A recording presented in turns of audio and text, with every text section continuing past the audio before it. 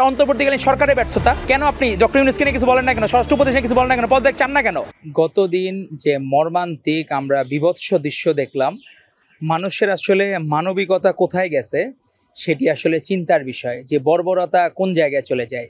একটি দেশে এ ধরনের অন্যায় কখন বেড়ে যায় সেটি আমাদের জানতে হবে। যখন দেশে সবাই মনে করে কোনো অন্যায় করে আমার বিচারের কাঠগড়ায় দাঁড়াতে হবে না, আমাকে পুলিশ কোনো কিছুই করতে পারবে না, এ ধরনের যখন মানুষের মনে সাইকোলজি থাকে, তখন এই ধরনের অপরাধ কর্ম বেড়ে যায়। আপনার কিন্তু একটা ঘটনায় কিন্তু সোহাগ হত্যাকাণ্ডের পাশাপাশি কি ঘটেছে, আমাদের কিন্তু এর আগে দেখলাম বৈষম্য বিরোধী এক নেতা, সে সরাসরি ছুরিকাঘাত করে পারভেজ নামে আমাদের প্রাইম এশিয়া বিশ্ববিদ্যালয়ের ছাত্রদলের এক নেতাকে হত্যা করলো। সেটির কোনো বিচার আমরা পাইলাম না। পরবর্তীতে ঢাকা ইউনিভার্সিটি ক্যাম্পাসের মধ্যে আমাদের ঢাকা ইউনিভার্সিটি ছাত্রদল নেতা সাম্যকে হত্যা করা হলো, তার বিচারও আমরা পেলাম না। তো যদি বিচার না করে, পরবর্তীতে কিন্তু একটা ট্রেন্ড হয়ে যায় যে অপরাধ করা মানুষের মধ্যে যে মানে পৈশাচিক প্রবৃত্তি বা পশু প্রবৃত্তি থাকে, সেই প্রবৃত্তিগুলো কিন্তু তখন ইনিশিয়েট হয়। তো সেই ধারণা থেকে আপনার ধরে নিতে হবে, গতদিনও কিন্তু আমাদের সাবেক যুবদল নেতা মাহবুবের পায়ের রক কেটে হত্যা করা হয়েছে। গতদিন সকালবেলা ঢাকার শ্যামলীতে একজনের জামা কাপড় জুতা পর্যন্ত সব নিয়ে গেছে। আজকে দেখলাম পত্রিকায় নিউজ হইল যে একজন শিশু বাচ্চাকে চুরি করার জন্য হসপিটালে পরে ধরা পড়ছে, সেটা শিশু বাচ্চাকে চুরি করার জন্য।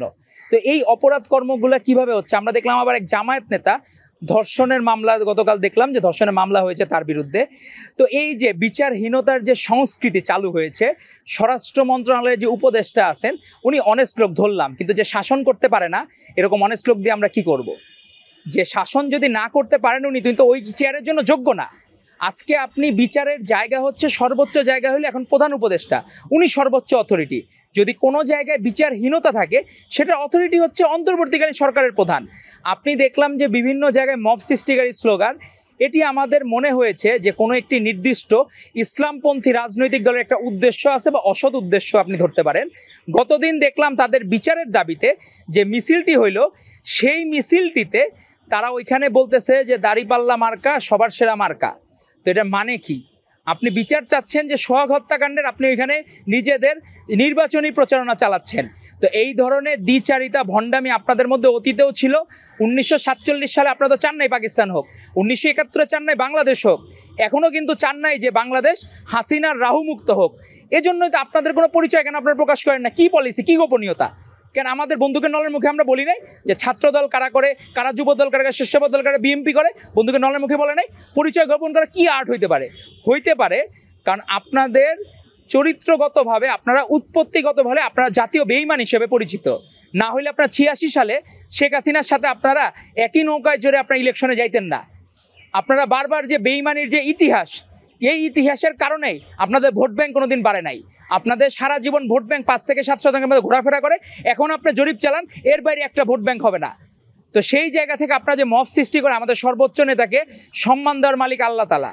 আজকে দেখেন, গতকাল শুধুমাত্র একটি আমাদের প্রোগ্রাম ছিল শহীদ পরিবারদের নিয়ে ছাত্রদল আয়োজিত, সেই প্রোগ্রামে তার বক্তব্যের পর্যন্ত সবাই অ্যাপ্রিসিয়েট করেছে এবং এর ভিউ হয়েছে প্রায় 2 কোটির অধিক। তো মানুষজন তো জানে যে কে বাংলাদেশের জন্য সংগ্রাম করেছে। আপনারা হাজার চেষ্টা করেও মানুষের মন থেকে দূর করতে পারবেন না জাতীয়তাবাদী পরিবারকে, কারণ একদিনে জাতীয়তাবাদী পরিবার জন্মগ্রহণ করে নাই। এই যে আপনার এই বিভিন্ন জায়গায় বিভিন্ন কিছু নিয়ে আমরা দেখলাম যে মিরপুরের বৈষম্য বিরোধীর যারা দোকান খুলে নিয়ে বসছিল, চাঁদাবাজির দোকান, তাদেরকে সাময়িক বহিষ্কার করলো। আবার দেখলাম 2 দিন পরে তারা প্রোগ্রামে হাজির বৈষম্য বিরোধী। তো এই কী ধরনের বহিষ্কার নাটক? আমরা দেখলাম যে জামায়াতে ইসলামী আমাদের এক বোনকে ফ্লাইং কিকের মাধ্যমে চিটাগাঙে ফেলে দিল।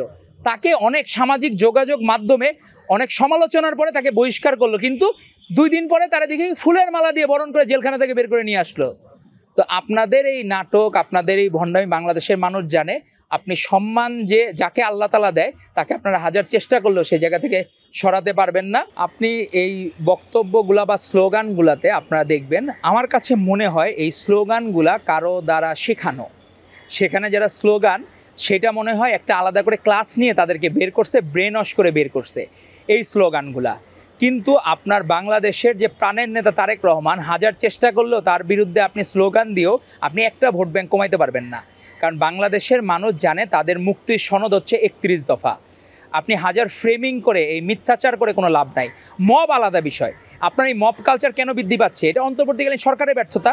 আপনি যে স্লোগানটা, রাষ্ট্রের বর্তমানে সর্বোচ্চ অভিভাবক হচ্ছে অন্তর্বর্তীকালীন সরকারের প্রধান ডক্টর মোহাম্মদ ইউনূস, আপনি তার বিরুদ্ধে স্লোগান দেন না কেন? কি আপনাদের কি গায়ে লাগে? কি হয়? সমস্যাটা কোন জায়গায় আপনাদের? আপনাদের সমস্যার মূল জায়গা হচ্ছে যে মানুষজন একটা আছে না, যে মানুষজন কেউ কেওড়া গাছে ডিল মারে না, সবাই আম গাছে ডিল মারে। তো রাজনীতির ফার্স্ট বয় হচ্ছেন এখন তারেক রহমান, এই জন্য তার দিকে ঢিল ছুটতে হচ্ছে। কেন আপনি ডক্টর ইউনূসকে নিয়ে কিছু বলেন না কেন? স্বরাষ্ট্র উপদেশে কিছু বলেন না কেন? পদত্যাগ চান না কেন?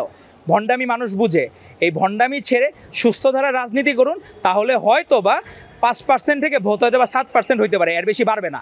কারণ বাংলাদেশের মানুষ জানে তাদের প্রাণের নেত্রী হচ্ছে বেগম খালেদা জিয়া, আর প্রাণের নেতা হচ্ছে তারেক রহমান। হাজার চেষ্টা করেও মানুষের মন থেকে এগুলো দূর করতে পারবেন না। এই ভুয়া স্লোগান দিয়ে, এই ভণ্ডামি করে 2-4টা লোক দেখে, এগুলো দেখে কোনো লাভ নাই। বাংলাদেশের মানুষ তাদের প্রাণের নেতাকে চিনে নিয়েছে। আর আপনি বলেন আমাদের কি করবে?